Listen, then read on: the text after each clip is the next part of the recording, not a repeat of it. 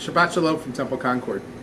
This week our Torah portion has among the most challenging sections of the Torah, particularly for anyone who has gone through the loss of a young person.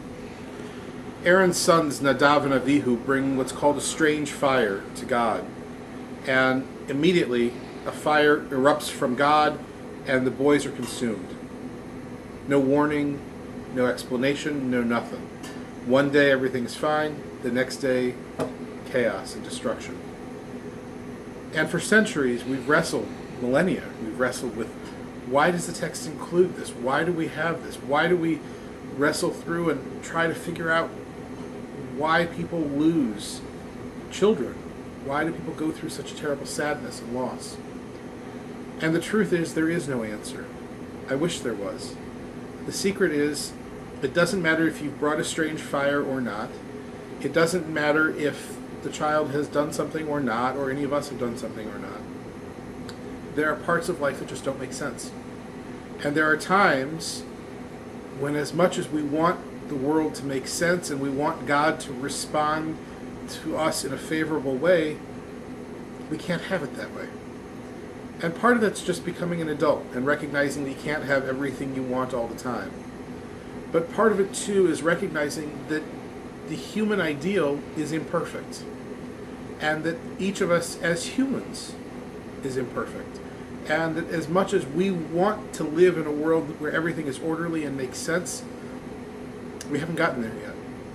And so the question then becomes, knowing that we live in this chaos, knowing that we live in a world where there isn't always an explanation, where a plane can fall off the radar and nobody knows what happened to it, how do we live? How do we accept that? How do we move forward with it? The best answer I can give you, and it's by no means the only answer or the right answer, it's just the best answer that I can give you at this moment, is that we live together, that we live arm in arm with each other, celebrating as much as we can, living in community, living linked with each other.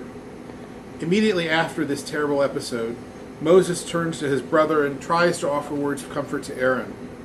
And there's nothing he can say. And in fact, the text relates that Aaron was silent.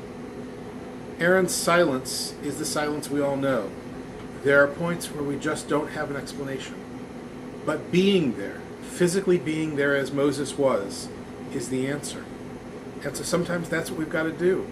We've got to just be there for our friends and family and count that they'll be there for us when we need them.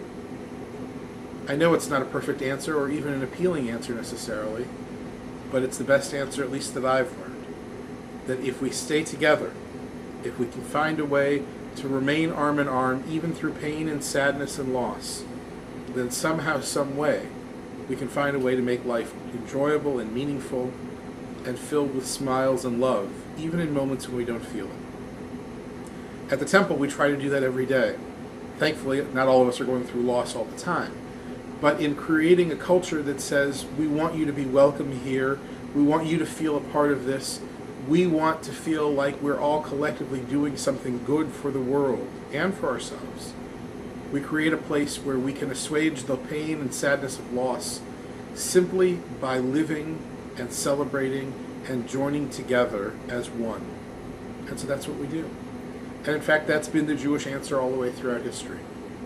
This Shabbat, services at the temple will take place at 6 o'clock. Our youth choir, the Shira Shalom singers, will be singing. It promises to be a wonderful and uplifting Shabbat service. And if ever you needed to be soothed into Shabbat, there is nothing better than hearing the sounds of children singing Shabbat songs to welcome in that peaceful time. Shabbat morning, we'll have services at 11, preceded, of course, by Torah study at 10 and text study at 9.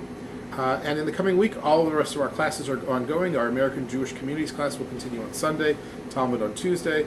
The religious school is going, everything is going in full throttle. And in just a few weeks, believe it or not, we'll be celebrating Passover. So if you haven't gotten your reservations in for our Seder, now is the time to do so.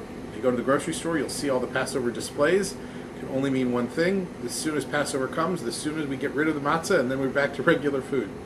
For now, though, I wish you the joy and comfort that comes with being with others, even in times of sadness. If we can figure out a way to be like Moses and to be there for our brothers, then when we need that help, our brothers will be there for us too. And I hope that's what this Shabbat is all about. And I hope that that's what this temple is all about for you as it is for me. For now, Shabbat Shalom. Look forward to seeing you at the temple.